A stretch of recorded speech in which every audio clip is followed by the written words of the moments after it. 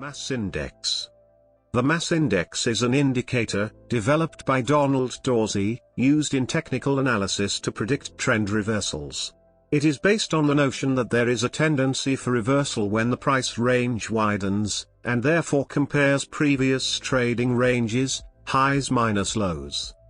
Mass index for a commodity is obtained by calculating its exponential moving average over a 9-day period and the exponential moving average of this average, a double average, and summing the ratio of these two over a given number of days, usually 25. Generally the EMU and the re-smoothed EMU of EMU are fairly close, making their ratio is roughly 1 and the sum around 25. According to Dorsey, a so-called reversal bulge is a probable signal of trend reversal, regardless of the trend's direction.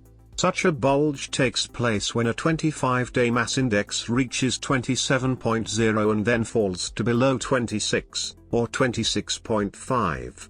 A 9-day prime moving average is usually used to determine whether the bulge is a buy or sell signal. This formula uses intraday range values, not the true range, which adjusts for full and partial gaps. Also, the bulge does not indicate direction.